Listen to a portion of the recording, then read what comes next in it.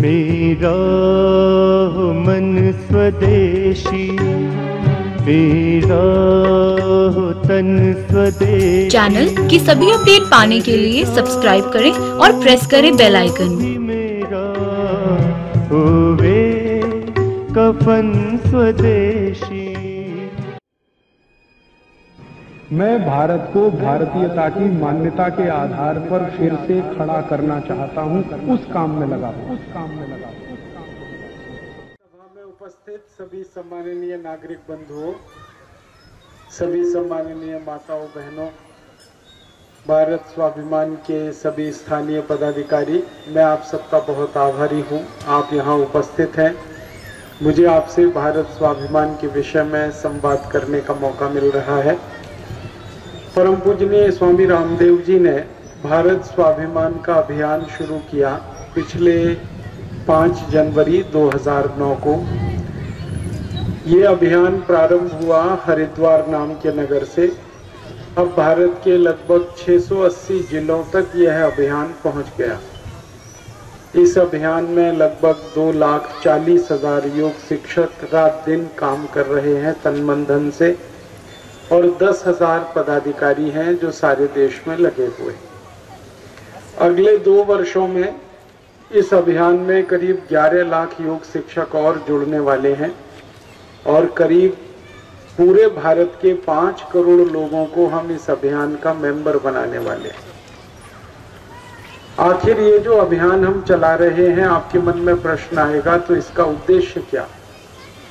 भारत के 5 करोड़ लोगों को मेंबर बनाना, ये बहुत बड़ा संगठन, 13,40,000 योग शिक्षकों को गांव-गांव भेजना, इतना बड़ा संगठन किसके लिए कर रहे हैं? हमारे अभियान के 2 उद्देश्य हैं जिसकी पूर्ति करने के लिए ये काम हम कर रहे हैं। पहला उद्देश्य है भारत के हर नागरिक को स्वस्थ बनाना, निरोगी बनाना, रोग मुक्त बनाना, और दूसरा उद्देश्य है भारत देश को स्वस्थ बनाना, निरोगी बनाना, रोग मुक्त बनाना। भारत के नागरिकों को स्वस्थ बनाना है क्योंकि भारत देश में इस समय बीमारियां बहुत तेजी से फैल रही हैं। हर आदमी इस देश में किसी न किसी गंभीर बीमारी का शिकार है। अपने भारत देश में 120 करोड़ की लोक संख्या है, और 120 कोटि की लोक संख्या में 77 कोटि नागरिक गंभीर रोगों के शिकार। भारत देश में करीब 5 कोटि 70 लाख नागरिकों को डायबिटीज नाम का रोग है। 4 कोटि 50 लाख नागरिकों को हृदय का रोग है, हार्ट की प्रॉब्लम्स है। 12 कोटि नागरिकों को आंखों का रोग है। 14 कोटि नागरिकों को लंग्स इन्फेक्शन है, दमा है, अस्थमा है, ब्रोंकियल अस्थमा है। 17 कोटि नागरिकों को संधिवात है, जॉइंट्स पेन जिसको हम कहते हैं, arthritis, osteoarthritis, rheumatoid arthritis, gout. करीब 20 कोटि नागरिकों को हाइपरटेंशन है, ब्लड प्रेशर जिसको आप कहते हैं। 8 कोटि नागरिकों को कैंसर है अपने देश में, जिसमें से 24 लाख लोग हर साल मर जाते हैं, और ऐसे गंभीर रोग 77 कोटि नागरिकों को है।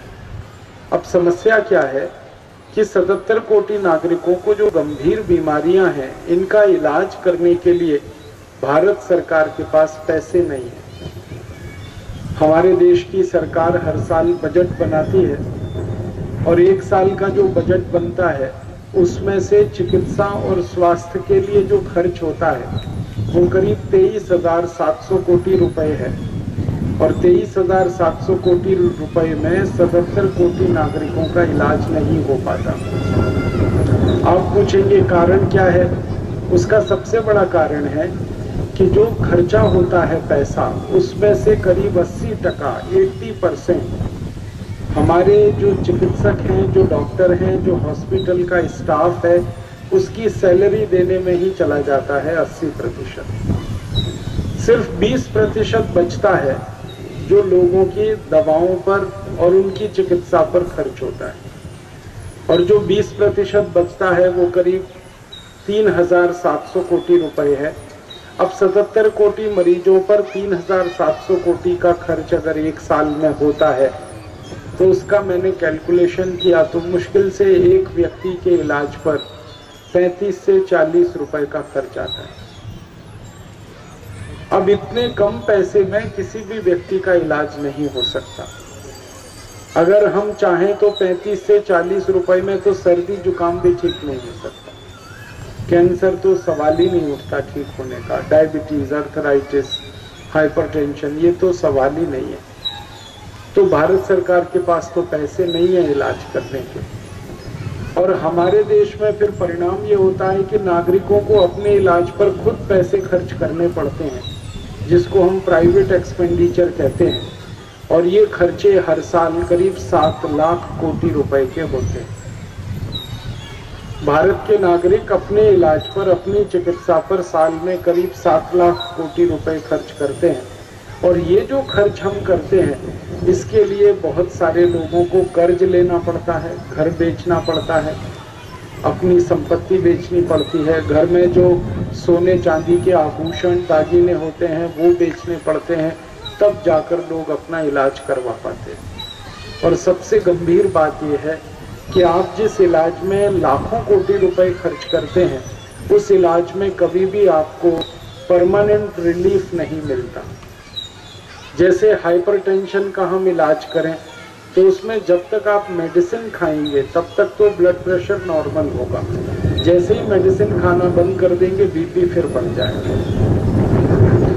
अर्थराइटिस है अगर आपको, तो जब तक आप दवा खाएंगे आपको दर्द कम होगा, लेकिन जैसे ही दवा आप बंद करेंगे, मेडिसिन बंद करेंगे, दर्द फिर शुरू हो जाएगा। इसी तरह से किसी भी बीमारी में आप अगर देखेंगे तो मेडिसिन जब तक हम ले रहे हैं तभी तक रिलीफ होता है, मेडिसिन बंद करते ही रिलीफ बंद हो जाता है, फिर से परेशानी आ जाती है, कोई परमानेंट रिलीफ हम नहीं ले पाते।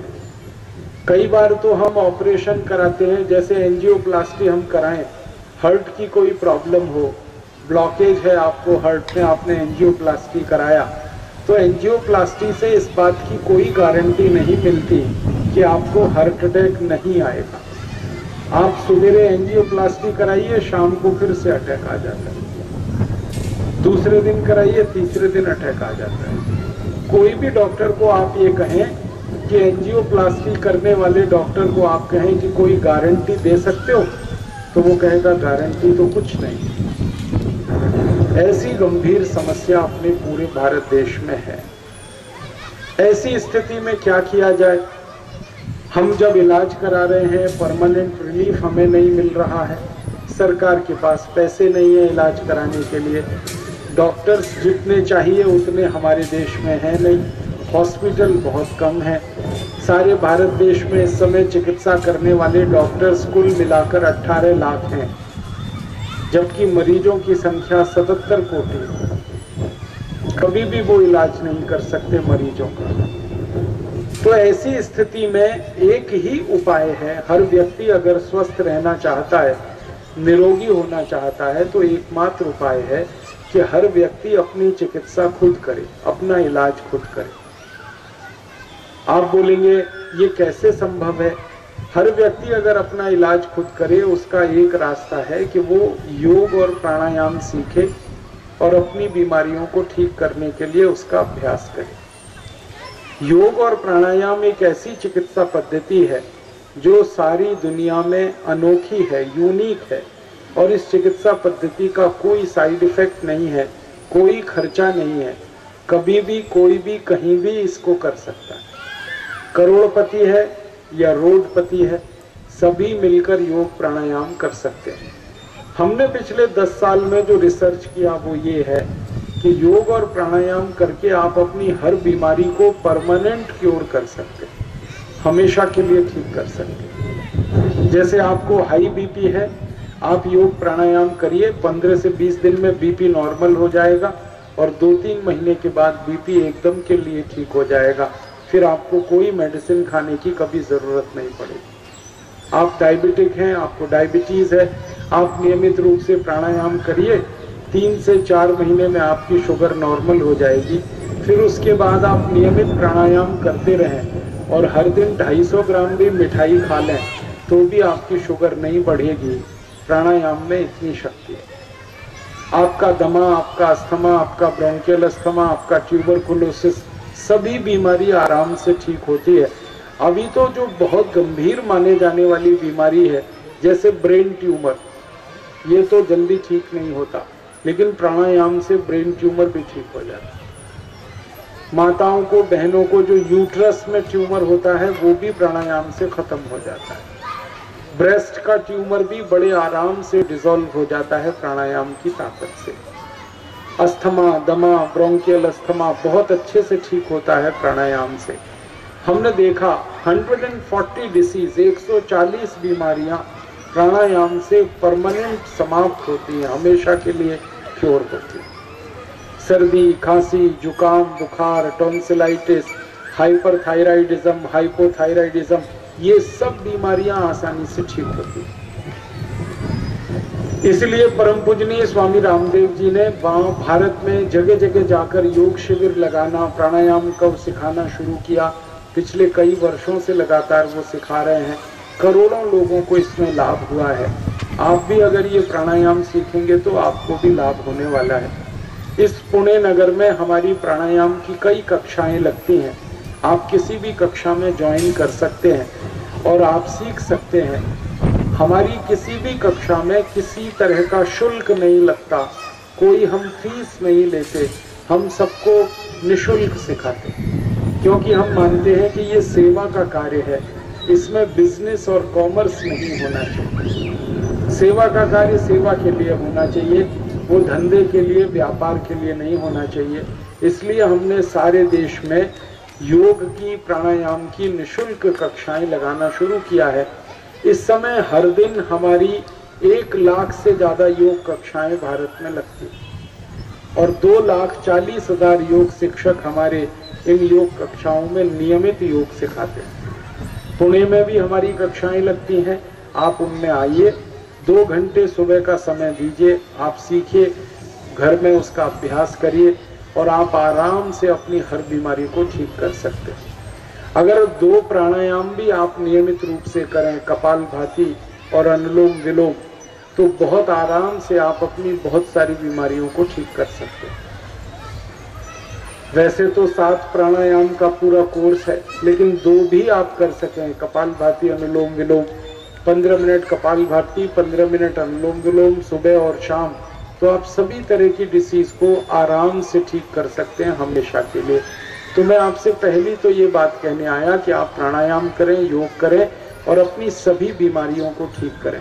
दूसरी एक बात आपसे मुझे शेयर करनी है, वो ये कि अपनी बीमारियों को ठीक करने के लिए आप जो अक्सर एलोपैथिक मेडिसिन खाते हैं, इन मेडिसिन को आप कम से कम खाएं या बिल्कुल ना खाएं। आप बोलेंगे क्यों? जिन एलोपैथिक मेडिसिन को आप अपने जीवन में उपयोग करते हैं वो जहर है, और आपको मालूम नहीं है कि भारत में जो एलोपैथिक मेडिसिन बिक रही हैं वो दुनिया के किसी भी अमीर देश में नहीं बिकती। जो मेडिसिन अमेरिका में बैन है, जर्मनी में बैन है, कनाडा में बैन है, इंग्लैंड में, स्कॉटलैंड में, आयरलैंड में बैन है, जो मेडिसिन फ्रांस में, डेनमार्क में, नॉर्वे में बैन है, बेल्जियम में बैन है, वो भारत में बिक रही है। जैसे मैं आपको एक नाम लेके बताता हूँ। अक्सर आपको बुखार आता है तो आपको एक मेडिसिन डॉक्टर खिलाता है, उसका नाम है वोवेरॉन। ये वोवेरॉन नाम की टैबलेट इंजेक्शन फॉर्म में या तो आपको डॉक्टर देगा या टैबलेट फॉर्म में देगा। ये दोनों ही इंजेक्शन और टैबलेट दुनिया के देशों में 20 साल से बंद है। 50 से ज्यादा देशों में वोवेरॉन बैन है। अमेरिका में वोवेरॉन नहीं बिकता, जर्मनी में नहीं बिकता, फ्रांस में नहीं बिकता, किसी देश में नहीं बिकता। आप पूछेंगे क्यों? क्योंकि वोवेरॉन जो है ना, इतना खतरनाक मेडिसिन है कि दोनों किडनी आपके फेल हो जाए। अगर एक दिन में आपको 4 डोज दे दिया वोवेरॉन का तो 100% आप जानिए आपका किडनी फेल हो जाए। भारत में लाखों लोगों की किडनी फेल हो चुकी है वोवेरॉन के कारण। वोवेरॉन से भी ज्यादा खतरनाक एक मेडिसिन है, उसका नाम है पैरासीटामोल। ये पैरासीटामोल अक्सर डॉक्टर आपको प्रिस्क्राइब करते हैं जब आपको बुखार आता है। आपको सुनकर हैरानी होगी, दुनिया के 56 कंट्रीज में, 56 देशों में पैरासीटामोल बैन हो चुका है 40 साल पहले, नहीं बिकता ये मेडिसिन। अमेरिका और यूरोप में तो पैरासीटामोल को अगर कोई डॉक्टर प्रिस्क्राइब करे तो उसको जेल हो जाती है और उसकी डिग्री छीन ले जाती है। ऐसे ही एक मेडिसिन है, उसका नाम है क्विलोकिनॉल। ये क्विलोकिनॉल आपको अक्सर दी जाती है जब आप डायरिया या डिसेंट्री की बीमारी से ग्रसित होते हैं। अक्सर डॉक्टर आपको क्विलोकिनॉल खिलाएगा और इससे सबसे ज्यादा डैमेज होता है हमारी इंटेस्टाइन में। क्विलोकिनॉल क्या करता है, अंतड़ियों में, इंटेस्टाइन में घाव कर देता है, वो फिर अल्सर हो जाता है, फिर बाद में पेप्टिक अल्सर हो जाता है, फिर धीरे धीरे वो कैंसर में बदल जाता है और एक दिन आदमी मर जाता है। बहुत कम भारतवासियों को ये मालूम है कि इंटेस्टाइन का जो कैंसर होता है हमारे देश में सबसे ज्यादा लोगों को, वो क्विलोकिनॉल के साइड इफेक्ट से होता है। ऐसे ही हमारे देश में बहुत सारी दवाएं हैं, एनाल्जिन है, नोवाल्जिन है, स्ट्रेप्टोमाइसिन है, टेरामाइसिन है, बेरालगन है, बूटाजोन है, ऑक्सीफिन बूटाजोन है, एस्पिरिन है, डिस्पिरिन है, क्लोरामफेनिकॉल है। ये सब जहरीली दवाएं हैं, बंद हो चुकी हैं। हम इनको गलती से खा रहे हैं और बहुत ज़्यादा डिसीज हमको साइड इफेक्ट के रूप में हो रही है। आपको एक दुख होगा ये बात जानकर कि भारत में इस समय 84,000 दवाएं ऐसी बिक रही हैं जो जहर हैं, 84,000। आपके मन में प्रश्न आएगा कि ये जहर दवाएं क्यों बिकती हैं हमारे देश में? इसका बहुत बड़ा कारण है करप्शन। हमारे देश में क्या होता है कि जो मिनिस्टर्स हैं और जो हमारे ऑफिसर्स हैं, इनको रिश्वत खिलाकर, घूस देकर कोई भी दवा कंपनी लाइसेंस ले लेती है और जब दवा कंपनी को लाइसेंस मिल जाता है तो वो कुछ भी जहर बनाकर बेचना शुरू कर देते हैं। और फिर जो ड्रग इंस्पेक्टर्स होते हैं उनका काम है कि जहरीली दवाओं के सैंपल भरना और उनको बंद कराना। ड्रग इंस्पेक्टर्स को घूस देते हैं, रिश्वत देते हैं और धड़ल्ले से वो दवाएं बाजार में बिकती। और कई बार तो देखा गया है कि डॉक्टर्स ऐसी दवाओं का प्रिस्क्रिप्शन इसलिए लिखते हैं कि डॉक्टर्स को कमीशन मिलता है वो दवाओं को प्रिस्क्राइब कर। अब मिनिस्टर को कमीशन, ऑफिसर्स को कमीशन, डॉक्टर्स को कमीशन, बेचने वाला जो केमिस्ट और ड्रगिस्ट है उसको कमीशन, और बिकवाने वाला जो मेडिकल रिप्रेजेंटेटिव है एमआर उसको कमीशन। तो कमीशनबाजी के धंधे में ये सारा खेल चलता है और इसका सबसे ज्यादा दुष्परिणाम भारत के नागरिकों को हो रहा है। आपको सुनकर बहुत हैरानी होगी, वर्ल्ड हेल्थ ऑर्गेनाइजेशन एक दुनिया की बहुत बड़ी संस्था है, उनका कहना है कि भारत में जितने लोग बीमारियों से नहीं मरते उससे ज्यादा लोग दवाओं के साइड इफेक्ट से मरते हैं। इससे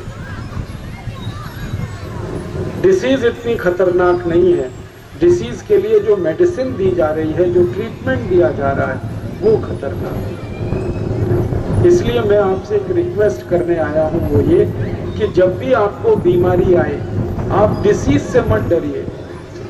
डिसीज के लिए जो मेडिसिन आप खा रहे हैं उससे डरिए, वो खतरनाक है। जो डॉक्टर आपको प्रिस्क्रिप्शन लिख के दे रहा है उससे डरिए, बीमारी से मत डरिए। बीमारी इतनी खतरनाक नहीं, सभी बीमारियों को ठीक करने की शक्ति हमारे अपने शरीर में ही है, इसलिए बीमारी खतरनाक नहीं है। खतरनाक वो तब हो जाती है जब बीमारी को ठीक करने की शक्ति खत्म हो जाती है शरीर की, तब बीमारी खतरनाक हो जाती है।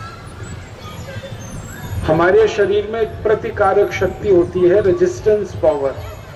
ये जब तक हमारे शरीर में बनी हुई है रेजिस्टेंस, तब तक आपको किसी बीमारी से डरने की जरूरत नहीं है, बीमारी आपकी ठीक हो जाएगी।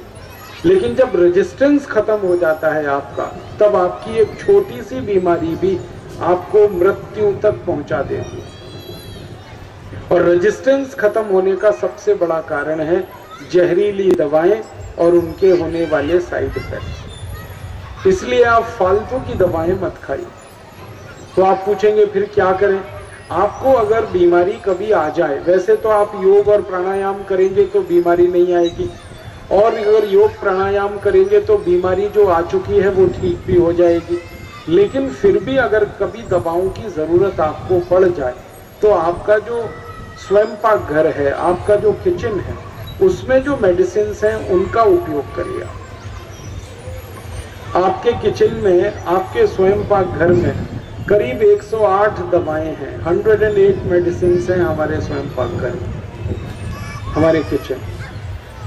दुनिया की खराब से खराब बीमारी का ट्रीटमेंट आप अपने स्वयं पाक घर से कर सकते हैं। जैसे मैं कुछ उदाहरण बताऊं, आपको अगर डायबिटीज है, आपको अगर हाइपरटेंशन है, माने बीपी हाई है, आपको डायबिटीज भी है, ब्लड प्रेशर भी है, आपके स्वयं पाक घर में बहुत अच्छी मेडिसिन है, उसका नाम है मेथी का दाना। इसका उपयोग करिए। रात को 1 चम्मच मेथी दाना पानी में डाल दीजिए, सुबह उठकर उसको चबा के खाइए, पीछे से पानी पी लीजिए। आपका ब्लड प्रेशर भी कम कर देगा, खत्म कर देगा, आपकी डायबिटीज भी ठीक हो जाएगी। बहुत अच्छी मेडिसिन। और इसी मेथी के दाने में थोड़ा जामुन की गुठली का पाउडर मिला दें, मेथी के दाने को पीस लें और उसमें जामुन की गुठली आती है वो पीस के डाल दें, तो खराब से खराब जो शुगर है, 40 साल पुरानी किसी को शुगर है, वो भी ठीक हो जाती है। इतनी अच्छी और इतनी प्रभावी दवा है हमारे रसोई। और इसी मेथी के दाने से आप चाहें तो आपके कोलेस्ट्रॉल को ठीक कर सकते हैं, ट्राइग्लिसराइड्स को ठीक कर सकते हैं। आपको अगर कोलेस्ट्रॉल बढ़ गया है तो आप मेथी दाना खाइए, ट्राइग्लिसराइड्स बढ़े हुए हैं तो मेथी का दाना खाइए। आपको अगर जॉइंट्स का पेन है, संधिवात है, तो भी आप मेथी का दाना खा सकते हैं। आपके फिंगर जॉइंट्स में पेन है तो मेथी का दाना खा सकते हैं। आपको अगर माइग्रेन होता है तो मेथी का दाना खा सकते हैं।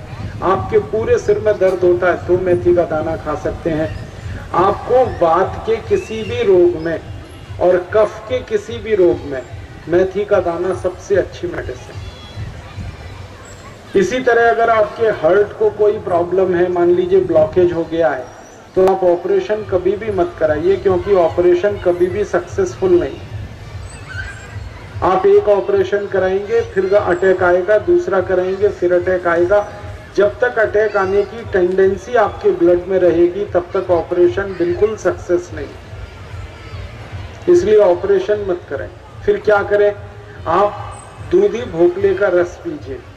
आपके घर में दूधी भोपला है, उसका छिलका ना उतारे, छिलका सहित उसका रस निकालें, उसमें धनिया पत्ता, पुदीना पत्ता, तुलसी पत्ता तीनों पीस के डालें चटनी बनाकर, और हर दिन सुबह खाली पेट पी लें, तो दूधी के रस से आपके सारे के सारे ब्लॉकेज क्लियर हो जाए। दूधी का रस ब्लड प्रेशर को नॉर्मल करता है, दूधी का रस ब्लॉकेज को निकाल देता है।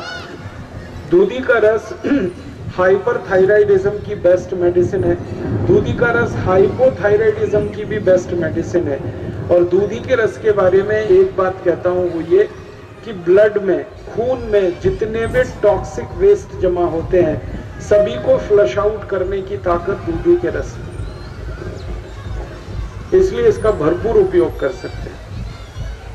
ऐसे ही और एक दो बात बताता हूं आपको। आपके घर में दालचीनी है, दालचीनी को शहद में मिलाकर अगर आप इस्तेमाल करना शुरू करें तो वात, पित्त, कफ तीनों ही तरह की बीमारियों में बेस्ट मेडिसिन। मैं दालचीनी का उपयोग करके देखा, 70 से ज्यादा बीमारियों में दालचीनी बहुत अच्छा रिजल्ट देता है।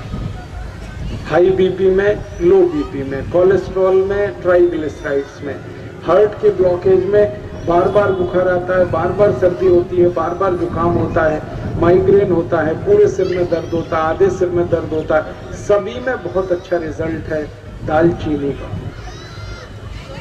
अगर आपको बहुत ज्यादा वजन बढ़ गया है, मोटापा आ गया है और आप वेट लॉस करना चाहते हैं तो दालचीनी से अच्छी कोई चीज नहीं आपके स्वयं पाक कर, बहुत अच्छी मेडिसिन। ऐसे ही अगर आपको बार बार बुखार आता है तो ये पैरासीटामोल या वोवेरॉन जो खाएं आप, इससे किडनी डैमेज होने के चांसेस हैं, कभी भी ना लें, ना वोवेरॉन ने ना पैरासीटामोल। इससे अच्छा गुड़वेल, गुड़वेल आप समझते हैं, कहीं भी मिल जाती है। 10 पैसे की गुड़वेल या 20 पैसे की गुड़वेल थोड़ी सी अगर ले लें, उसको पानी में डाल के बॉईल करें और इतना बॉईल करें कि पानी आधा हो जाए और उस पानी को पी लें, तो खराब से खराब बुखार खत्म हो जाता है, ताप खत्म हो जाता है, टेम्परेचर खत्म हो जाता है।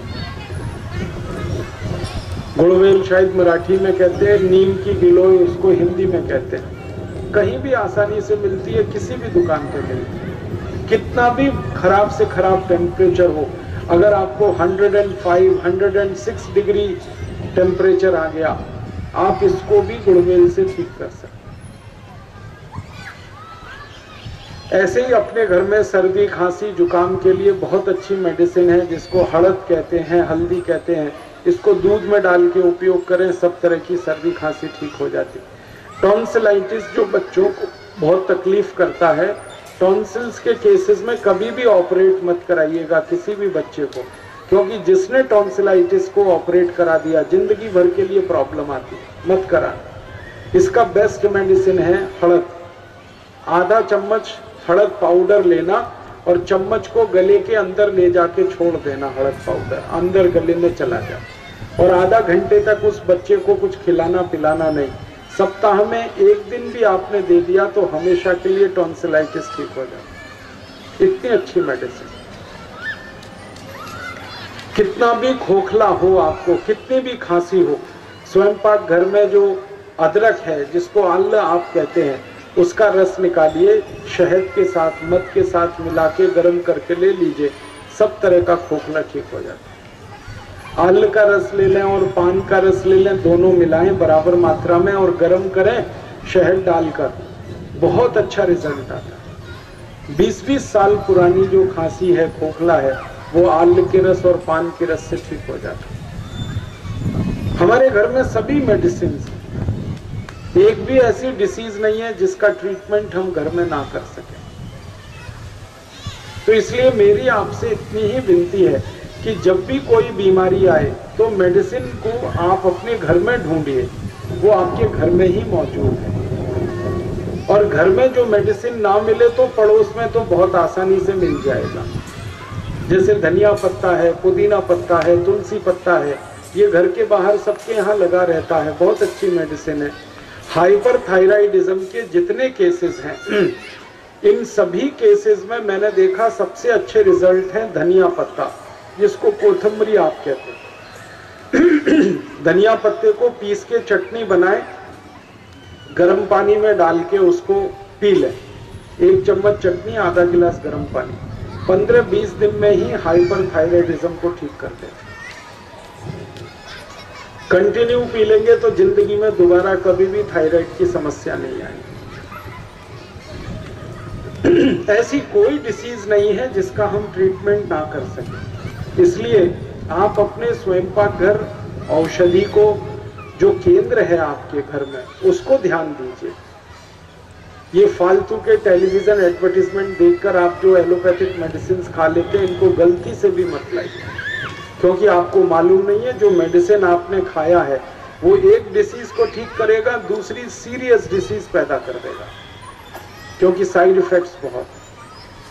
सारी दुनिया में एलोपैथिक मेडिसिन को अभी डिस्करेज किया जा रहा है, वो कहते हैं अभी बंद करो, और आयुर्वेद की मेडिसिन बहुत तेजी से, अमेरिका जैसे देश में अरबों डॉलर, बिलियंस ऑफ डॉलर की आयुर्वेदिक मेडिसिन अभी बिक रही है। यूरोप में बिलियंस ऑफ डॉलर की आयुर्वेदिक मेडिसिन, 2500 बिलियन डॉलर का मार्केट है आयुर्वेदिक मेडिसिन का इस समय पूरे विश्व में, क्योंकि इनकी बिक्री बढ़ रही है, क्योंकि इसकी क्वालिटी में बहुत दम है, क्योंकि आयुर्वेदिक मेडिसिन के साइड इफेक्ट्स नहीं। और मैं आपको एक इंटरेस्टिंग बात कहना चाहता हूं, वो ये कि आप अपनी जिंदगी में कुछ आयुर्वेद के प्रिंसिपल्स को अगर फॉलो करें, सिद्धांत आयुर्वेद के, तो कभी भी कोई डिसीज आएगा ही नहीं। आप लाइफ लॉन्ग डिसीज फ्री रह सकते हैं, रोग मुक्त रह सकते हैं, निरोगी रह सकते हैं। हमारे आयुर्वेद में कहा गया है, सर्वे भवन्तु सुखिनः सर्वे सन्तु निरामया सर्वे भद्राणि पश्यन्तु मा कश्चित् दुःख भाग् भवेत्। सब सुखी हो, सब निरोगी हो, किसी को कभी कोई दुख ना हो, सबके चेहरे प्रसन्नता से खिले हुए हों।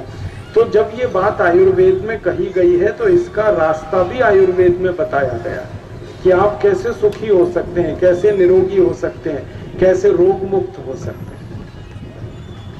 मैं आयुर्वेद के छोटे छोटे आपको कुछ 4-5 सूत्र बताता हूं, जिनको आज से ही आप अगर फॉलो करें तो जीवन में रोग ही नहीं आएगा। सबसे अच्छा तो ये है prevention is better than cure. अब हमेशा आप हमें स्वस्थ रहें, निरोगी रहें, तो ये सबसे अच्छा है। कुछ ज्यादा झंझट ही नहीं है, दवाएं खाने का प्रश्न ही नहीं। आप बोलेंगे क्या करना चाहिए? आयुर्वेद में निरोगी होने के लिए, रोग मुक्त होने के लिए 7000 सूत्र लिखे गए। आयुर्वेद में एक बहुत बड़ी पुस्तक है, उसका नाम है अष्टांग हृदयम। एक पुस्तक है उसका नाम है अष्टांग संग्रहम। एक पुस्तक है उसका नाम है चरक संहिता। एक पुस्तक है उसका नाम है भाव प्रकाश। एक पुस्तक है उसका नाम है निघंटु। ऐसी बहुत सारी पुस्तकों में 7000 सूत्र लिखे गए, 7000। उनमें से आपको 7 बताता हूं, 7 बहुत इंपॉर्टेंट है, बहुत काम के। आप बोलेंगे 7000 क्यों नहीं बता सकते? उसमें टाइम बहुत लगता है। उतना समय को संतुलित रखने के लिए छोटे छोटे नियम हैं। जैसे वात को अगर संतुलित आप रखें तो बहुत अच्छा है, नहीं तो सबसे ज्यादा तकलीफ यही करता है। वात का असंतुलन अगर हो गया शरीर में तो 80 तरह के बीमारी आते हैं, 80 डिसीज। घुटने का दर्द, कमर का दर्द, कंधे का दर्द, हड्डियों के जोड़ों का दर्द, सब तरह का दर्द, ये सब वात की विकृति। हार्ट अटैक आना, कोलेस्ट्रॉल बढ़ना, ट्राइग्लिसराइड होना, पैरालिसिस होना, ब्रेन हेमरेज होना और ब्लड में क्लॉट बनना, ये सब वात की विकृति के रोग है। सबसे खराब है वात, इसको संतुलित रखिए हमेशा। वात अगर बिगड़ता है सबसे ज्यादा रोग आते हैं, इसलिए वात को संतुलित रखिए। तो आप बोलेंगे क्या करें? वात को संतुलित रखने का सिंपल प्रिंसिपल है आयुर्वेद में, शुद्ध तेल खाइए, वात हमेशा संतुलित रहे। प्योर ऑयल खाइए, शुद्ध तेल खाइए। आपके मन में सवाल आएगा, ये शुद्ध तेल क्या होता है? क्या हम जो तेल ला रहे हैं बाजार से ये शुद्ध नहीं है? बाजार से आप जितने भी तेल डब्बे में लेके आते हैं, ये सब तेल में मिलावट है। क्या मिलावट है? बाजार के सभी तेलों में एक तेल मिलाकर बेचा जाता है और उस तेल का नाम है पामोलिन ऑयल। आप अगर मूंगफली का तेल खाते हैं, मान लीजिए, उसमें पामोलिन ऑयल मिक्स है। आप सरसों का तेल लाते हैं, उसमें भी पामोलिन ऑयल मिक्स है। आप नारियल का तेल लाते हैं, खोपरे का तेल, उसमें भी पामोलिन मिक्स है। तिल का तेल लाएंगे, उसमें भी पामोलिन मिक्स है। भारत देश में जितने भी डब्बाबंद तेल आते हैं बाजार में, सभी में पामोलिन ऑयल मिक्स रहता है, सभी में। कारण पूछेंगे आप, कारण क्या है? भारत देश की सरकार ने कानून बनाया है कि सभी तेल में पामोलिन मिक्स करके बेचा जाए। ये कानून है हमारे देश में। अब चूंकि कानून है तो सभी तेल में पाम ऑयल मिक्स करके बेचते हैं। आप पूछोगे ये कानून क्यों बनाया? सरकार के मंत्रियों से मैंने कई बार इस पर बहस की कि आपने ऐसा कानून क्यों बनाया, तो वो कहते हैं कि भारत में तेल का उत्पादन बहुत कम है और तेल की डिमांड बहुत ज्यादा है, मांग ज्यादा है, उत्पादन कम है। तो हम क्या करते हैं, विदेशों से तेल इंपोर्ट करते हैं और उसको मिक्स करके बेचते हैं ताकि सबको डिमांड पूरी कर सके। अब समस्या क्या आती है कि ये जो पामोलिन ऑयल मिक्स किया जाता है, ये कभी भी हमारी बॉडी को डाइजेस्ट नहीं होता। पामोलिन ऑयल को डाइजेस्ट होने के लिए, पाचन होने के लिए 42 डिग्री सेंटीग्रेड का टेम्परेचर चाहिए और बॉडी टेम्परेचर 37 डिग्री सेंटीग्रेड से ऊपर नहीं जाता। इसलिए पामोलिन ऑयल डाइजेस्ट नहीं होता, पाचन नहीं होता, तो वो ब्लड में जाके डिपॉजिट होता है। और जब पाम ऑयल ब्लड में डिपॉजिट होता है तो सैकड़ों बीमारियां आपको आती हैं जो वात से जुड़ी हुई। इसलिए बाजार का डब्बा बंद तेल मत खाइए। फिर क्या करें? आप ऐसा करिए, आपको जैसे शेंग तेल खाना है, शेंगा तेल, आप अपना शेंग दाना लेके जाइए, कोई तेल निकालने वाला जो मशीन है उसको दीजिए, वो तेल निकाल कर आपको देगा, वो तेल आप खाइए, वो शुद्ध तेल। आप तिल का तेल खाते हैं तो तिल लेके जाइए, मशीन में तेल निकलवा के अपनी आंखों के सामने लाइए, वो तेल खाइए।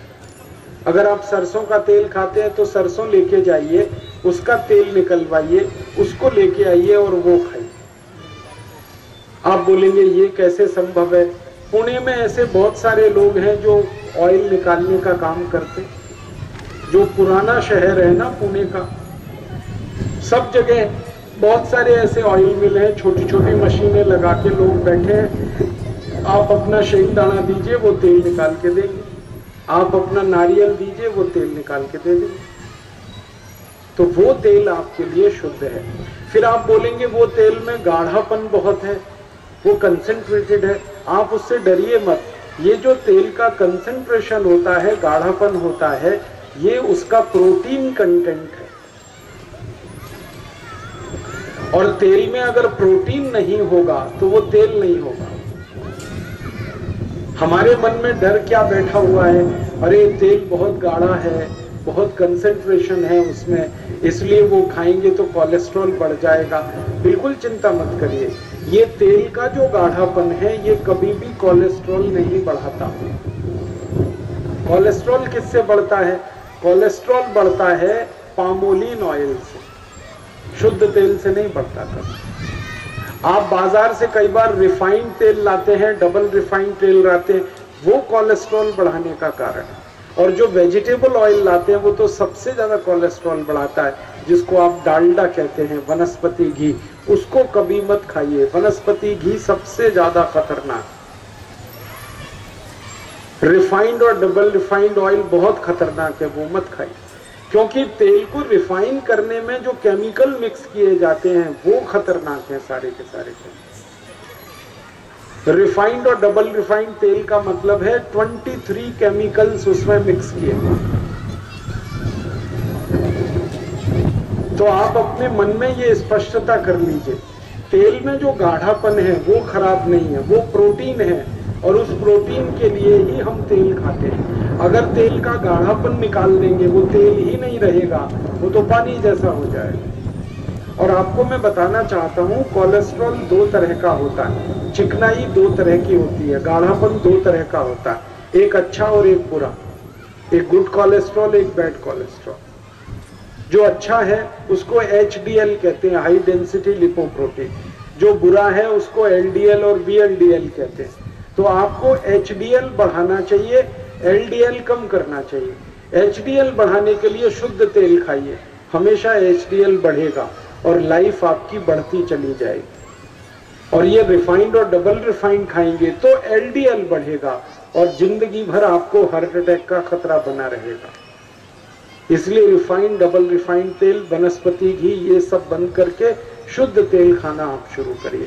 जो भी तेल खाएं, शेंगा तेल खाएं, तिल का तेल खाएं, नारियल का तेल खाएं, खोपरे का तेल खाएं, सूरजमुखी का तेल खाएं, शुद्ध खाएं, प्योर ऑयल खाएं, तो जीवन भर वात आपको तकलीफ नहीं करेगा और 80 बीमारियों से आप बचे रहेंगे। ये आयुर्वेद का एक सिंपल सा सूत्र है। दूसरा सूत्र है, पित्त के रोगों से अगर बचना है आपको जीवन भर, तो देशी गाय का घी खाइए।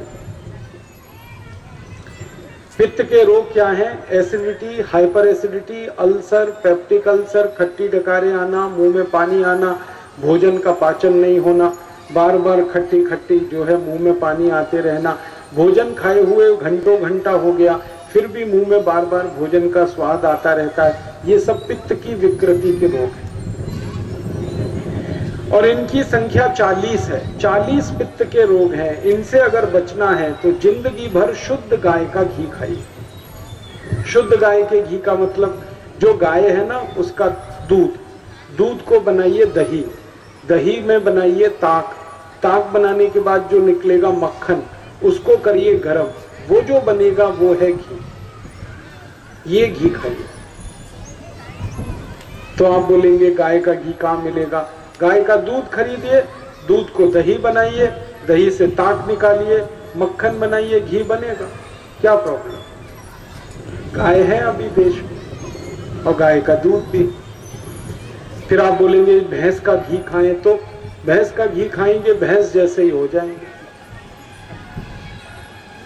जैसी भैंस है वैसे ही उसका घी है, जैसी भैंस है उसका दूध भी वैसे ही। आयुर्वेद में ये कहा गया है, जो भैंस का तूप है, मशी का तूप, वो सिर्फ वो लोग खा सकते हैं जो कुश्ती लड़ते हैं। कुश्ती लड़ते हैं ना कोल्हापुर में, वो लोग मछली का घी खा सकते हैं, कोल्हापुर वाले खा सकते हैं, क्योंकि कुश्ती लड़ते हैं, दंड बैठक करते हैं। कुश्ती लड़ना, दंड बैठक करने का मतलब जिनका फिजिकल एक्सरसाइज बहुत होता है, जो शरीर का बहुत उपयोग करते हैं, जैसे मजदूर लोग हैं, फावड़ा लेके दिन भर खोदते रहते हैं, या हमारा शेतकरी वर्ग है जो खेत में हल चलाता रहता है, ये सब लोग मछली का तूप खा सकते हैं। आप तो बैठे बैठे जिंदगी बिताते हैं अपनी, घर में बैठे हैं, दुकान पे बैठे हैं, कार में बैठे हैं, रेल में बैठे हैं, हवाई जहाज में बैठे हैं, आपका तो कुछ काम ही नहीं करता शरीर, दिन भर बैठना, रात भर बैठना, या तो सोते हैं या तो बैठते हैं। पैदल चलना भी अब हमारा बंद हो गया, भाजी भी खरीदने जाते हैं तो कार में जाते हैं, स्कूटर मोटरसाइकिल पे जाते हैं। तो आप मछली का तूप मत खाइए, बहुत खतरनाक है। आप गाय का तूप खाइए। गाय का तूप बहुत जल्दी हजम होता है और सबसे जल्दी उसका पाचन। तो गाय का तूप खाते रहेंगे, जिंदगी में कभी भी पित्त का कोई भी रोग नहीं आएगा। और तीसरा प्रिंसिपल आयुर्वेद का है, तीसरा सिद्धांत है कि कफ का रोग अगर आपको नहीं चाहिए जीवन में, कफ का सबसे खतरनाक रोग पता है क्या है? मोटापा, लठपना, वेट बढ़ रहा है, वजन बढ़ रहा है, ये कफ की विकृति है। तो आप चाहते हैं कि कफ का रोग ना आए, माने वजन ना बढ़े, आपका सर्दी खांसी जुकाम बुखार ना हो, टॉन्सिलाइटिस की प्रॉब्लम ना हो, आंखें हमेशा अच्छी रहें, कान हमेशा अच्छे रहें। तो कान अच्छे रहें, आंख अच्छी रहे, ये सब कफ के संतुलन से होता। जवान अच्छी रहे, कान अच्छे रहे, आंख अच्छी रहे, वजन ना बढ़े, गला ठीक रहे, बुखार सर्दी खांसी जुकाम ना आए, तो मतलब ये है कफ को संतुलित रखो। और इसका सबसे सिंपल सूत्र है आयुर्वेद में, चीनी मत खाओ, गुड़ खाओ, गुड़, शक्कर छोड़ दो। ये शक्कर सबसे खतरनाक चीज है जो कफ बढ़ाती है। कफ की विकृति का सबसे बड़ा कारण है शक्कर।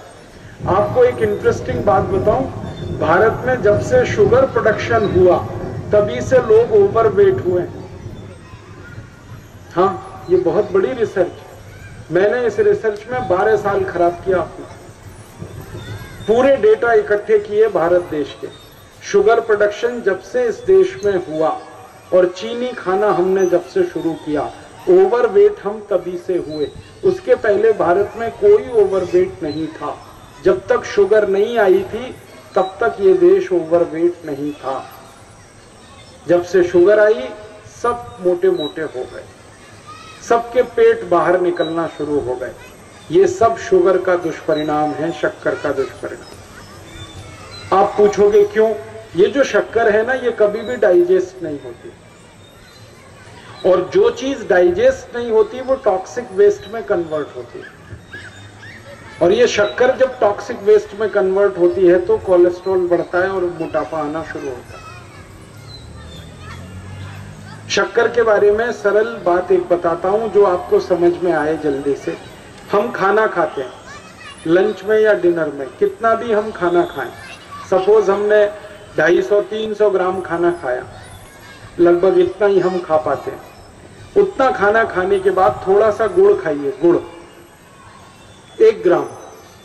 तो ये जो 1 ग्राम गुड़ आपने खाया, ये आपके पूरे भोजन को विदिन 4 आवर्स, 4 घंटे में 100% डाइजेस्ट करा देगा। थोड़ा सा गुड़, गुड़ जो है ना बहुत बड़ा पाचक, डाइजेस्टर है बहुत बड़ा गुड़। और आपने जो खाना खाया 250-300 ग्राम, इसके पीछे आधा चम्मच शुगर खा लीजिए। अब ये खाना आपको 8 घंटे तक हजम नहीं होगा, शुगर खा ली तो। और जितना भोजन आपने किया है, इसकी पूरी एनर्जी ½ टी स्पून शुगर को डाइजेस्ट करने में खर्च हो जाएगी। शुगर इतनी खराब, मत खाइए। शुगर में सबसे बड़ी खराबी जानते हैं क्या है? जो केमिकल शुगर को बनाने में इस्तेमाल होते हैं, सबसे खराब केमिकल, एक सल्फर नाम का केमिकल है जिसके बिना कभी भी शुगर बन नहीं सकती। और सल्फर जो है पॉइजन है, जहर है। और वैसे भी शुगर इतनी महंगी है, शक्कर इतनी महंगी है, 50 रुपए किलो हो गई है, क्यों आप दिमाग खराब करते हैं उसको खा खा के? बंद करिए। उससे अच्छा गुड़ लाइए, गुड़। और गुड़ तो बाजार में अच्छा है, शुगर से तो सस्ता है। और गुड़ से भी अच्छी एक चीज मिलती है महाराष्ट्र में, काकवी। काकवी खाइए। आप तो जानते हैं ना काकवी, वो तो सबसे अच्छी। काकवी को चाय में डालिए, काकवी को दूध में डालिए, काकवी का मिठाई बनाइए, लड्डू बनाइए, हलवा बनाइए, शीरा बनाइए, काकवी से सब बनता है। तो या तो गुड़ लाइए, नहीं तो काकवी लाइए। और गुड़ जब आप खरीदेंगे बाजार से तो ध्यान से गुड़ खरीदिए, जो ज्यादा व्हाइट कलर का है, सफेद, वो गुड़ मत लाइए, वो निरमा वॉशिंग पाउडर से बना है, बहुत खराब है। तो कौन सा गुड़ लाएं? जो थोड़ा काला काला दिखता है, गहरे रंग का होता है, डार्क कलर का होता है, लाल लाल दिखता है, दिखने में जो अच्छा नहीं लगता है, वही गुड़ में क्वालिटी।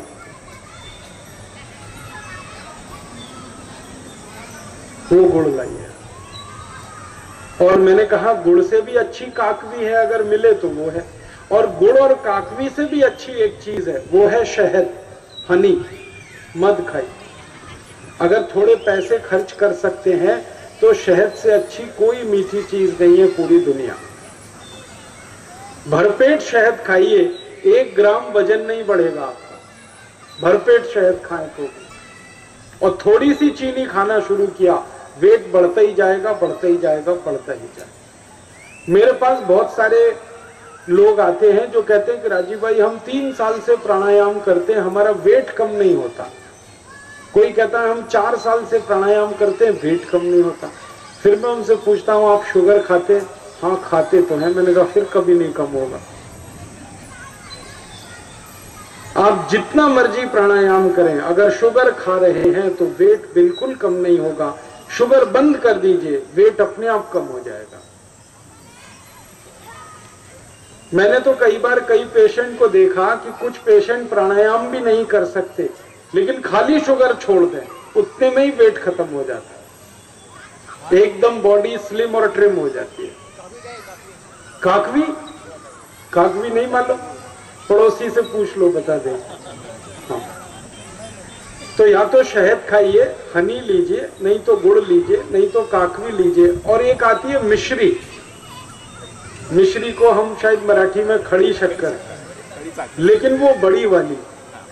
ये जो बारीक आती है ना, वो तो चीनी से ही बनती है, वो तो बेकार है। जो बड़ा ऐसे गोल गोल आता है बॉल जैसा, वो तो बहुत अच्छा है। मिश्री से अच्छी तो कोई चीज नहीं। भगवान श्री कृष्ण ये मिश्री माखन के साथ खाते और बिल्कुल डायबिटिक नहीं, रोज खाते। कभी उनका कोलेस्ट्रॉल नहीं बढ़ा, कभी उनका पेट बाहर नहीं निकला, कभी ओवरवेट नहीं हुए। और माखन मिश्री खा के ही कंस को मारा उन्होंने, इतनी शक्ति है। मैंने इस पे थोड़ा रिसर्च किया कि ये जो माखन है, बटर जिसको हम कहते हैं, कौन सा बटर? ताक बनाने के बाद निकला हुआ बटर, ये सबसे जल्दी डाइजेस्ट होता है। जितने भी ऑयल हैं हमारे लाइफ में, सबसे आसानी से डाइजेस्ट होता है मक्खन, बटर। जैसे उदाहरण में दूं, आप बटर खाएंगे, मक्खन खाएंगे, 40 मिनट से लेकर 1 आवर उसको चाहिए डाइजेस्ट होने के लिए। और ऑयल खाएंगे उसको 4 आवर्स चाहिए। और बटर ऑयल खाएंगे उसको 6 आवर्स चाहिए। सबसे जल्दी डाइजेस्ट होता है मक्खन, 40 मिनट से 1 घंटे में। इसलिए कहा जाता है बच्चों को मक्खन खिलाइए, और वो भी मिश्री के साथ, तो सारे बच्चे श्री कृष्ण जैसे होंगे। और बड़े होने पे कंसों को मारेंगे। आजकल कंस बहुत हैं इसके। तो ये छोटे छोटे कुछ नियम है आयुर्वेद के। पहला नियम मैंने बताया, शुद्ध तेल खाइए। दूसरा नियम बताया, गाय का घी खाइए। तीसरा नियम बताया, शक्कर मत खाइए। वात पित्त कफ तीनों बैलेंस हो जाएगा और लाइफ आपकी डिसीज फ्री हो जाएगी। और एक आयुर्वेद में कहा गया, वात पित्त कफ को ठीक करने के लिए आयुर्वेद में कहा गया कि खाना खाने के 1.5 घंटे के बाद ही पानी पीजिए। खाना खाते ही तुरंत पानी मत पीजिए। अगर आप खाना खाते ही तुरंत पानी पीते हैं तो सबसे ज्यादा तकलीफ आपको होने वाली है। कारण उसका क्या है, आप जब भोजन करते हैं तो भोजन पेट में इकट्ठा होता है। पेट में एक स्थान है, उसको हम जठर कहते हैं। जठर स्थान में अग्नि प्रदीप्त होती है, जिसको जठर अग्नि कहते हैं। खाना खाते ही जठर अग्नि प्रदीप्त होती है। अब अग्नि प्रदीप्त होती है तो उससे खाने का डाइजेशन होता है, पाचन होता है। तो जैसे ही अग्नि प्रदीप्त हुई, आप उसी समय गटागट पानी पी लेते। और पानी का अग्नि से दोस्ती नहीं। अग्नि के ऊपर जब पानी डालेंगे अग्नि शांत हो जाती है, और जठर अग्नि शांत हुई तो भोजन पचेगा नहीं। भोजन पचेगा नहीं तो सड़ेगा, और सड़ा हुआ भोजन विष उत्पन्न करेगा, और उस विष के कारण 103 डिसीज आएंगे, 103 बीमारियां। इसलिए आयुर्वेद में कहा गया भोजनांते विषमवारी, माने भोजन के अंत में पानी जहर के जैसा है, कभी भी ना पिए। कब पिए? लगभग 1.5 घंटे के बाद पिए।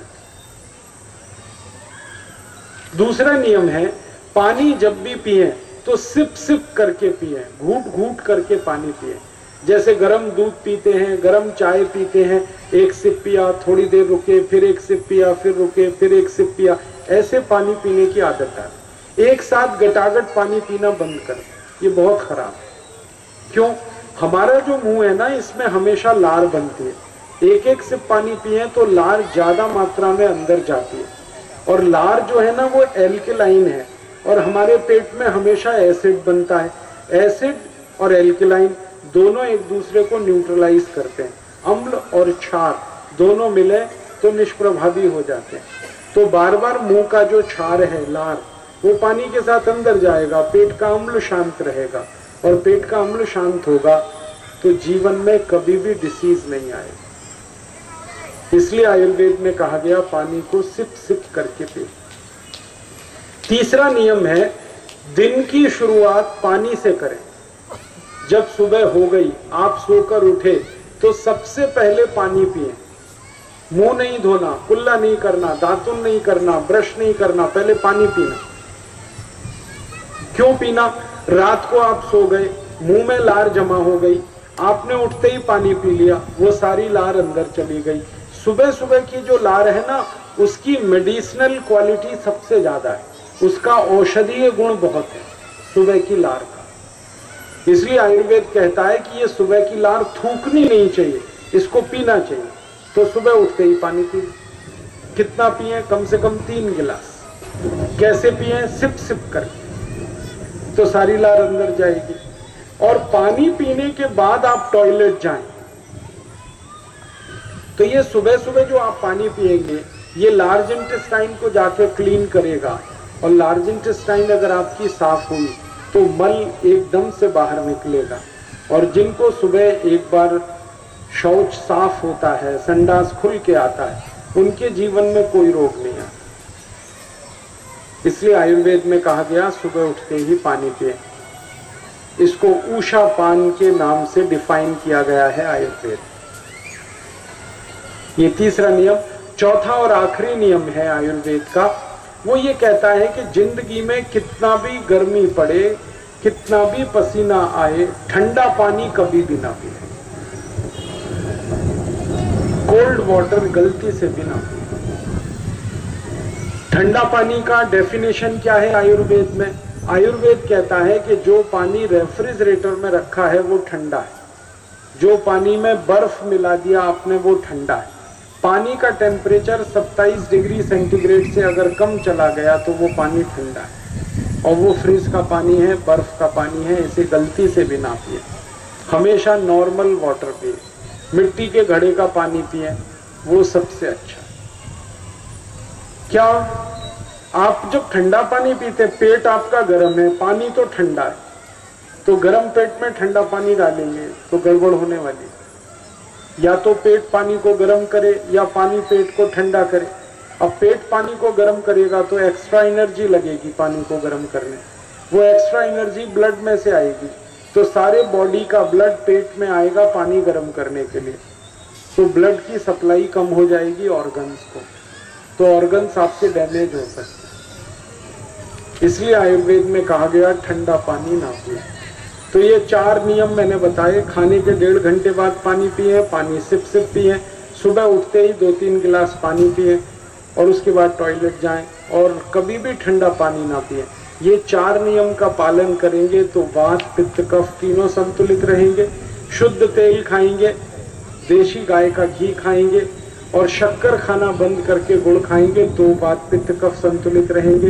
इन्हीं 7 नियम को जिंदगी भर अगर आप फॉलो करते रहें तो लाइफ आपकी डिसीज फ्री रहेगी, रोग मुक्त आप रहेंगे। और अगर आप रोग मुक्त हैं तो जीवन में किसी तरह की चिंता करने की आपको जरूरत नहीं है। हम भारत स्वाभिमान की तरफ से यही चाहते हैं, हर व्यक्ति निरोगी हो, हर व्यक्ति रोग मुक्त हो। इसलिए गांव-गांव जाकर सबको ये नियम बता रहे हैं, गांव-गांव जाकर सबको योग और प्राणायाम सिखा रहे हैं। और ये योग प्राणायाम की हमारी जो यात्रा शुरू हुई हरिद्वार से, आज भारत के 680 जिलों तक पहुंच गई है। अगले 2 वर्षों में ये योग प्राणायाम गांव-गांव तक पहुंचाना है। इसके लिए 13,40,000 योग शिक्षकों की ट्रेनिंग सारे देश में शिविरों के माध्यम से हो रही है और थोड़े दिन में हम ये काम कर पाएंगे। तो पहला काम है भारत स्वाभिमान का, हर व्यक्ति को निरोगी बनाना, स्वस्थ बनाना, योग प्राणायाम और आयुर्वेद की मदद से। और दूसरा और आखिरी काम है हमारे भारत स्वाभिमान का, देश को स्वस्थ बनाना, देश को निरोगी बनाना। अब देश को क्या बीमारी है? देश को इस समय सबसे बुरी बीमारी है, वो है करप्शन, भ्रष्टाचार। सारे देश में इतना ज्यादा करप्शन फैला हुआ है, इतना भ्रष्टाचार है, ऊपर से नीचे तक सारा देश इसमें डूब गया। हम लोगों ने करप्शन के बारे में, भ्रष्टाचार के बारे में कुछ स्टडी किया तो पता चला कि भारत देश के लोग हर साल 21 लाख करोड़ रुपए का टैक्स भरते हैं। हम केंद्र सरकार को टैक्स देते हैं, राज्य सरकार को टैक्स देते हैं, नगर पालिका को टैक्स देते हैं और हर साल करीब 21 लाख करोड़ रुपए का टैक्स देने के बाद हम ये उम्मीद करते हैं कि देश का विकास इस पैसे से होगा। लेकिन ये जो 21 लाख करोड़ का हमारा टैक्स का रकम है, इसमें से 85% धन भ्रष्टाचार में, रिश्वतखोरी में समाप्त हो जाता। हमारे भारत देश के एक प्रधानमंत्री थे, उनका नाम था राजीव गांधी। राजीव गांधी 1984 में जब प्राइम मिनिस्टर बने तो उन्होंने पार्लियामेंट में एक स्टेटमेंट किया और उसमें उन्होंने कहा कि जब मैं भारत के किसी एक व्यक्ति से 1 रुपए टैक्स में लेता हूं और वापस वो 1 रुपया गरीब आदमी के विकास के लिए देता हूं तो उस गरीब आदमी तक 15 पैसा ही पहुंचता है, 85 पैसा बीच में ही भ्रष्टाचार में खत्म हो जाता है। अब राजीव गांधी ने जो कहा उस बात को हमने एनालाइज किया तो पता चला कि हम 21 लाख करोड़ का टैक्स देते हैं, इसमें से हर साल 18 लाख करोड़ रुपए की लूट हो जाती है पूरे देश में। और ये लूट कौन करता है? हमारे ही देश के भ्रष्ट नेता हैं और अधिकारी हैं जो पैसे को लूटते हैं। और कैसे लूटते हैं, 1-2 उदाहरण दूंगा। हमारे देश में एक बहुत बड़ा भ्रष्ट नेता है, उसका नाम है मधु कोड़ा। झारखंड में वो 2 साल के लिए मुख्यमंत्री हुआ और 2 साल मुख्यमंत्री रहते हुए उसने झारखंड से 5,600 कोटी रुपए लूट लिए। 2 वर्ष में 5,600 कोटी। झारखंड भारत का सबसे गरीब राज्य है और भारत के सबसे गरीब राज्य में से अगर 5,600 कोटी रुपए कोई लूट सकता है, सबसे गरीब राज्य में, तो भारत के सबसे अमीर राज्य में जो नेता 10-10 साल मुख्यमंत्री रह लिए, उन्होंने कितना लूटा होगा आप सोचिए। अपने महाराष्ट्र राज्य का ही जरा सोचो, कौन कौन 10 साल मुख्यमंत्री रह चुका है और देखो उसने कितना लूटा। मैंने महाराष्ट्र के कुछ पुढ़ारियों का जन्म कुंडली बनाया। जन्म कुंडली ये नहीं राहु केतु वाला, जन्म कुंडली वो कि जब वो नेता बने, राष्ट्र पॉलिटिक्स में आए, तो उनके पास कितनी संपत्ति थी और अब उनके पास कितनी संपत्ति है। एक पुढ़ारी है इस महाराष्ट्र का, 25 साल पहले उसके घर में टूटी साइकिल नहीं थी, टूटी साइकिल, कुछ संपत्ति नहीं थी उसके पास। आज उस पुढारी को 70,000 कोटि की संपत्ति हो चुकी इसी महाराष्ट्र। 25 साल पहले एक पुढारी था इस महाराष्ट्र में जो दादर रेलवे स्टेशन पर भाजीपाला बेचता था। उस समय का फोटोग्राफ है हमारे पास उसका। आज उसकी संपत्ति 55,000 कोटि। एक पुढारी था 25 साल पहले, वो नासिक में सिनेमा का टिकट ब्लैक करता था, पकड़ा गया, पुलिस रिकॉर्ड में उसके सारे दस्तावेज। तो नासिक में सिनेमा का टिकट ब्लैक करने वाला पुढारी महाराष्ट्र में मुख्यमंत्री हुआ और आज उसकी संपत्ति 45,000 कोटि। ऐसे 80,000 पुढारी हैं देश। मधु कोड़ा तो एक नाम, 80,000। लूट लूट कर सारा धन इन्होंने जमा कर दिया। यहां महाराष्ट्र में ऐसे ऐसे पुढारी हैं, उनके जो घर में उनके बेटे बेटी है ना, एक एक दिन अगर वो शॉपिंग के लिए निकल जाते हैं तो 10-10 लाख रुपए की शॉपिंग करते हैं एक दिन। 10 लाख रुपए की शॉपिंग एक दिन। तो 480 कोटि रुपए घर में से कैश मिला। 480 कोटि। उस अधिकारी को गिरफ्तार किया गया, पूछा गया तुम्हारे घर में इतना पैसा कहां से आया? तो उसने कहा कि मैंने उत्तर प्रदेश में आईएएस कैडर की नौकरी की है 40 साल और मेरा जो बॉस है वो मुख्यमंत्री होता था। तो जब भी मैं नौकरी किया तो हर मुख्यमंत्री ने मुझे लूटने का टारगेट दिया हुआ था। 15 दिन में 10 कोटि लूटना है, 25 दिन में 20 कोटि लूटना है, ऐसा टारगेट होता था। तो मैं 10 कोटि लूटता था, 8 कोटि मुख्यमंत्री को देता था, 2 कोटि मैं बचाता। तो 40 साल में ये बचाया का धन 480 कोटि रुपए हो गया। और उसने कहा कि एक भी मुख्यमंत्री ऐसा नहीं मिला मुझे जिसने मुझे लूटने को ना कहा हो। हर एक मुख्यमंत्री लूटवाता है। और मैं लूटने से मना करूं तो मेरा ट्रांसफर कर देते, सस्पेंड कर देते। फिर उसने कहा कि मेरे जैसे हजारों अधिकारी हैं, IAS, IPS, IRS, IFS, IES, जो ऑल इंडिया कैडर के, सब लूट रहे हैं और सबको मुख्यमंत्रियों को देना पड़ता है। ऊपर से नीचे तक ये लूट का बंटवारा होता है और सारे देश में ये जो लूटा हुआ धन है ये एक साल में 18 लाख कोटि रुपए का। अब हो क्या रहा है, ये धन लूट लूट कर सारे नेता विदेशी बैंकों में जमा करते हैं। दुनिया में एक छोटा सा देश है, उसका नाम है स्विट्जरलैंड। स्विट्जरलैंड देश में 330 बैंकें हैं। उन 330 बैंकों में भारत के भ्रष्ट पुढारियों के 80,000 से ज्यादा अकाउंट हैं, 80,000 अकाउंट्स। हम लोगों ने इस विषय पर बहुत रिसर्च किया।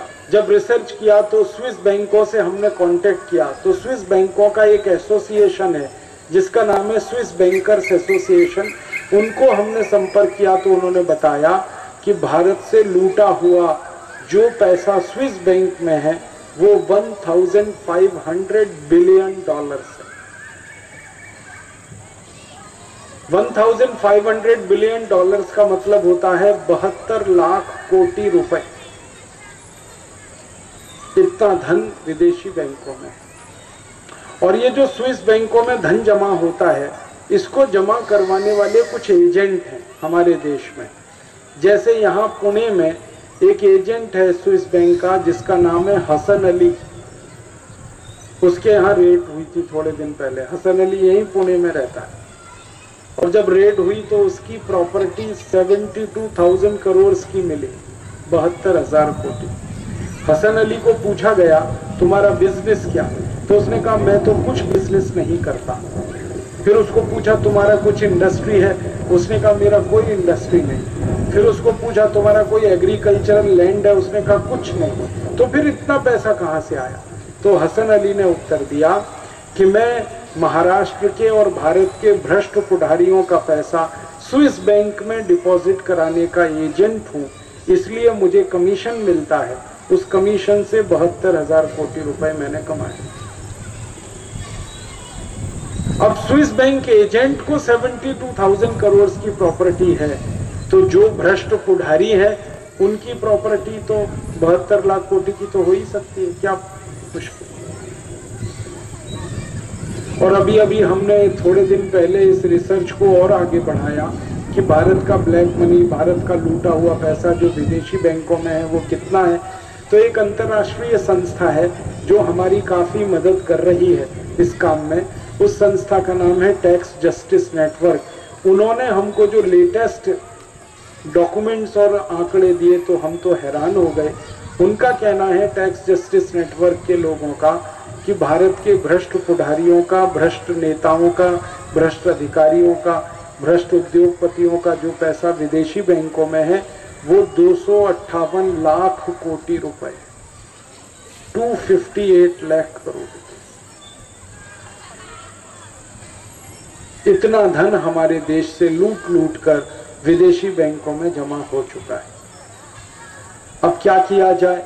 तो हमने भारत स्वाभिमान की तरफ से एक संकल्प लिया है कि ये जो पैसा लूटकर पुढ़ारियों ने विदेशी बैंकों में रख लिया है, इस पूरे पैसे को भारत में वापस लाना है और इसी पैसे को देश के विकास के काम में लगाना है।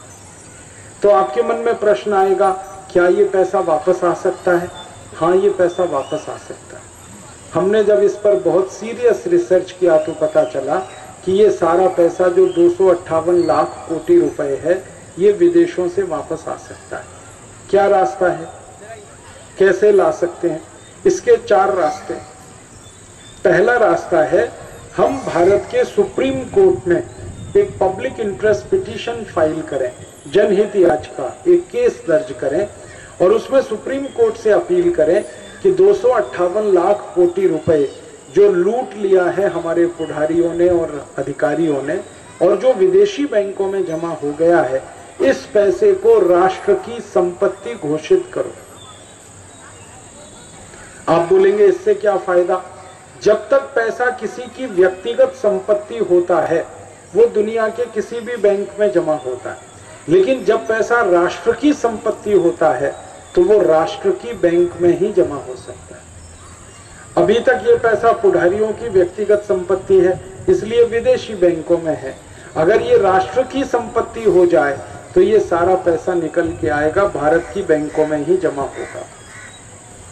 तो हम चाहते हैं कि सुप्रीम कोर्ट इस पूरे पैसे को नेशनल प्रॉपर्टी डिक्लेयर करे, राष्ट्र की संपत्ति।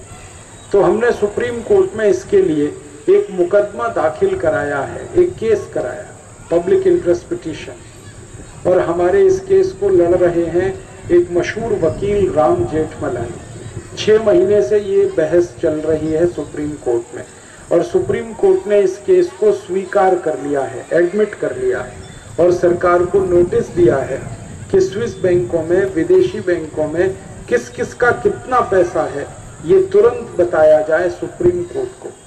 अब सरकार को नोटिस मिला है तो सरकार थोड़ी परेशान है, क्योंकि जिन लोगों का पैसा है वो ही सरकार चला रही है।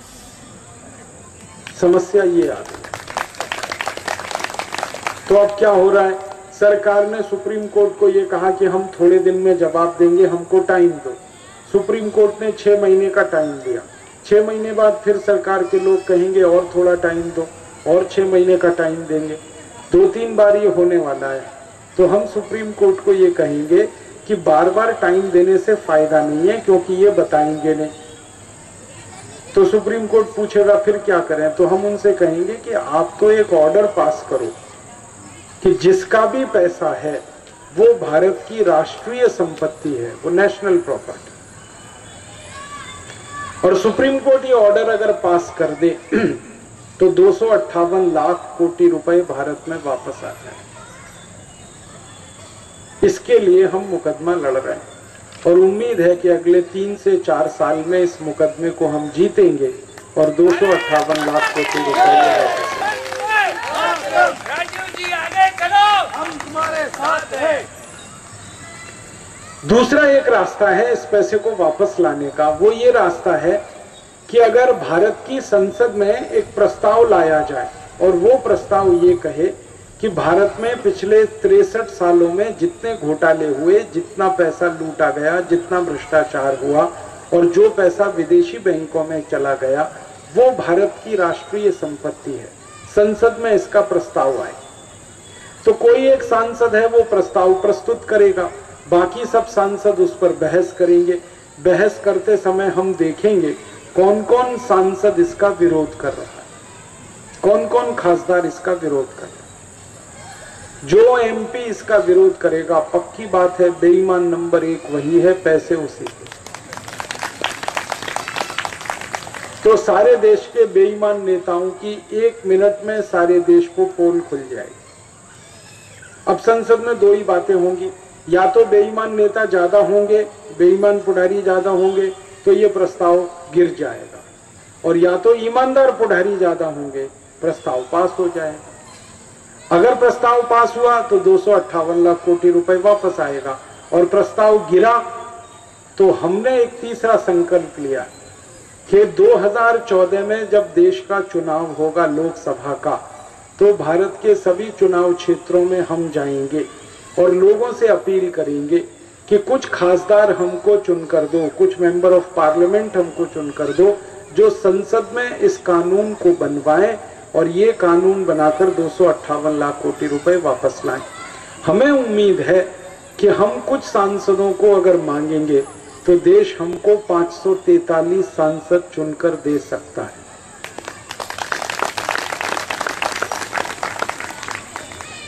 एक बार ऐसा हुआ था हमारे देश में 1977 में 1977 में भ्रष्टाचार के खिलाफ एक बहुत बड़ा आंदोलन हुआ था। परम सम्माननीय जयप्रकाश नारायण जी ने वो आंदोलन किया था। उस आंदोलन में जेपी ने पूरे देश को अपील की थी कि मुझे कुछ सांसद चाहिए जो भ्रष्टाचार के खिलाफ लड़ाई लड़े। तो जेपी को भारत के लोगों ने 377 सांसद चुनकर दिए थे, 377, 2/3 मेजॉरिटी। और जेपी के पास कोई पार्टी नहीं थी और फंड्स भी नहीं थे, पैसे भी नहीं थे, ना पार्टी थी ना फंड्स थे, और 377 सांसद चुनकर आए। आपको हैरानी होगी ये जानकर कि ये खासदार चुनकर पहले आए थे, पार्टी बाद में बनी थी जिसका नाम था जनता पार्टी। पहले 377 खासदार चुनकर गए निर्दलीय, बाद में उन्होंने पार्टी बनाई थी, पक्ष बनाया था जनता पार्टी। तो जेपी के पास पार्टी नहीं थी, फंड्स भी नहीं था, फिर भी लोगों ने 377 सांसद चुन के दिए। तो परम पूजनीय स्वामी रामदेव जी को क्यों नहीं दे सकते 377 सांसद चुन? मिल सकते। कोई लोग तो हमें ये कहते हैं कि आप 5 कोटी मेंबर बना दो भारत स्वाभिमान के, 400 खासदार हमारे चुनकर आ जाएंगे देश। 5 कोटी मेंबर होने का माने है 50 कोटी लोगों का समर्थन और सहयोग। उसमें 400 खासदार चुन के आए, 400 सांसद चुन के आए। तो हमने ये संकल्प लिया है कि अगर संसद ये प्रस्ताव पास नहीं करेगी अगले 4 साल में, तो 2014 के चुनाव में हम ये करेंगे, खासदारों को जिता कर लाएंगे, सांसदों को जिता कर लाएंगे और प्रस्ताव पारित कराएंगे और इस पैसे को राष्ट्र की संपत्ति बनाएंगे।